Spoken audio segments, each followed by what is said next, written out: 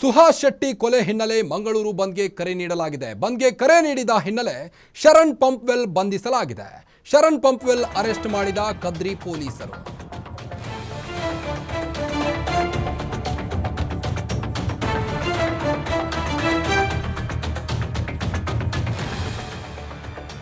ಮೊನ್ನೆ ನಡೆದ ಸುಹಾಸ್ ಶೆಟ್ಟಿ ಕೊಲೆ ಹಿನ್ನೆಲೆ ಮಂಗಳೂರು ಬಂದ್ಗೆ ಕರೆ ನೀಡಿದ್ರು.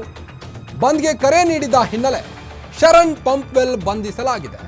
ಶರಣ್ ಪಂಪ್ವೆಲ್ ಅರೆಸ್ಟ್ ಮಾಡಲಾಗಿದ್ದು ಕದ್ರಿ ಪೊಲೀಸರು ವಿಶ್ವ ಹಿಂದೂ ಪರಿಷತ್ ಮುಖಂಡ ಶರಣ್ ಪಂಪ್ವೆಲ್ ಅರೆಸ್ಟ್ ಮಾಡಿದ್ದಾರೆ. ಬಂದ್ಗೆ ಕರೆ ನೀಡಿದ ಹಿನ್ನೆಲೆ ಕದ್ರಿ ಠಾಣೆಯಲ್ಲಿ ಎಫ್ಐಆರ್ ದಾಖಲಾಗಿದೆ. ಠಾಣೆ ಮುಂದೆ ಹಿಂದೂ ಕಾರ್ಯಕರ್ತರು ಜಮಾಯಿಸಿದ್ದಾರೆ. ಠಾಣೆಯಿಂದ ವೆನ್ಲಾಕ್ ಆಸ್ಪತ್ರೆಗೆ ಪೊಲೀಸರು ಕರೆದುಕೊಂಡು ಹೋಗಿದ್ದಾರೆ. ಶರಣ್ ಪಂಪ್ವೆಲ್ ಅರೆಸ್ಟ್ ಮಾಡಿದ ಹಿನ್ನೆಲೆ ಕದ್ರಿ ಪೊಲೀಸರ ಪೊಲೀಸ್ ಸ್ಟೇಷನ್ ಮುಂದೆ ಈಗ ಹಿಂದೂ ಕಾರ್ಯಕರ್ತರು ಜಮಾಯಿಸಿರುವಂಥದ್ದು.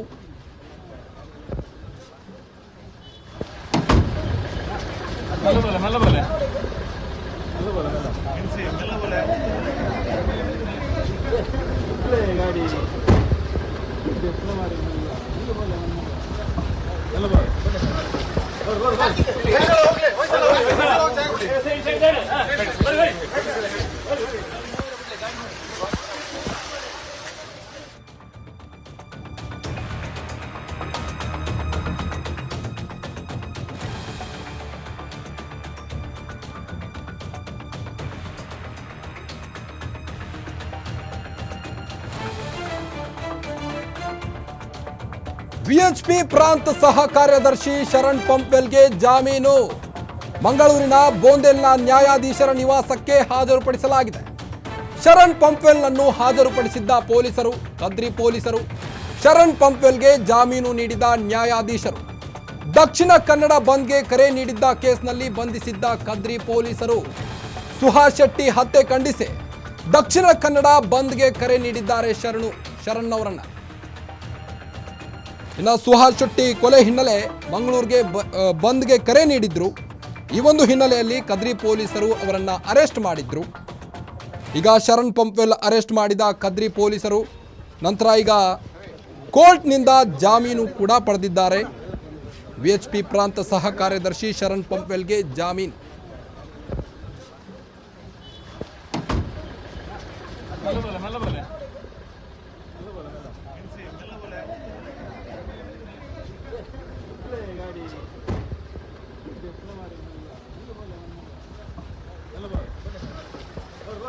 ಬನ್ನಿ ಬಗ್ಗೆ ಇನ್ನಷ್ಟು ಅಪ್ಡೇಟ್ಸ್ ಕೊಡ್ತಾ ಹೋಗ್ತಾರೆ ನಮ್ಮ ಮಂಗಳೂರು ರಿಪೋರ್ಟರ್ ಆದಿತ್ಯ ರಾವ್. ಏನು ಈ ಒಂದು ಬಂಧಿಸಿದ್ದಕ್ಕೆ ಈಗಾಗಲೇ ಪೊಲೀಸ್ ಸ್ಟೇಷನ್ ಮುಂದೆ ಹಿಂದೂ ಕಾರ್ಯಕರ್ತರು ಕೂಡ ಜಮಾಯಿಸಿರುವಂಥದ್ದು, ಈಗ ಜಾಮೀನು ಕೂಡ ಸಿಕ್ಕಿದೆ ಅಂತೆ. ಏನಿದೆ ಹೆಚ್ಚಿನ ಅಪ್ಡೇಟ್ಸ್ ಅಂತ?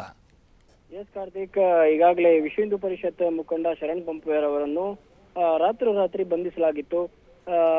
ಕಾರಣ ಇವತ್ತು ಕೂಡ ಮಂಗಳೂರು ಕರಾವಳಿ ಭಾಗದಲ್ಲಿ ಬರ್ಬರವಾಗಿ ಹತ್ಯೆ ನಡೆದಿತ್ತು. ಆ ತರಾತುರಿಯಲ್ಲೇ ಶರಣ್ ಪಂಪ್ವೆಲ್ ಅವರನ್ನು ಕದ್ರಿ ಪೊಲೀಸ್ ಠಾಣೆಯಲ್ಲಿ ಬಂಧಿಸಲಾಗಿತ್ತು.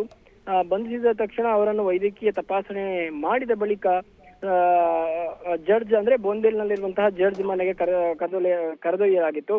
ಯಾಕಂತ ಹೇಳಿದ್ರೆ ಶರಣ್ ಪಂಪ್ವೆಲ್ ಅವರು ಈ ಹಿಂದೆ ಸುಹಾಸ್ ಶೆಟ್ಟಿ ಹತ್ಯೆಯ ಸಂದರ್ಭದಲ್ಲಿ ಮಂಗಳೂರು ಬಂದ್ಗೆ ಕರೆ ಕೊಟ್ಟಿದ್ರು. ಈ ನಿಟ್ಟಿನಲ್ಲಿ ಮಂಗಳೂರು ಭಾಗಶಃ ಬಂದ್ ಆಗಿತ್ತು. ಎಲ್ರೂ ಕೂಡ ಬಂದ್ ಮಾಡಿ ಈ ಒಂದು ಶರಣ್ ಪಂಪ್ವೆಲ್ ಅವರಿಗೆ ಅಂದ್ರೆ ಅವರ ಕರೆಗೆ ಒಂದು ಹೋಗೊಟ್ಟು ಬಂದ್ ಕೂಡ ಮಾಡಲಾಗಿತ್ತು. ಈ ನಿಟ್ಟಿನಲ್ಲಿ ಎಫ್ಐಆರ್ ಕೂಡ ಪೊಲೀಸರು ದಾಖಲಿಸಿದ್ರು.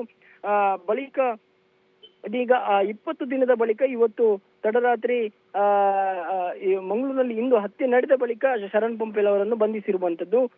ಬಂಧಿಸಿ ಬಳಿಕ ಜಡ್ಜ್ ಬೋಂದೆಲ್ನಲ್ಲಿರುವಂತಹ ಜಡ್ಜ್ ಮನೆಗೆ ಅವರನ್ನು ನಿಲ್ಲಿಸಲಾಗಿತ್ತು. ಅಲ್ಲಿ ಅವರಿಗೆ ಜಾಮೀನು ಕೂಡ ಪ್ರಕಟವಾಗಿತ್ತು.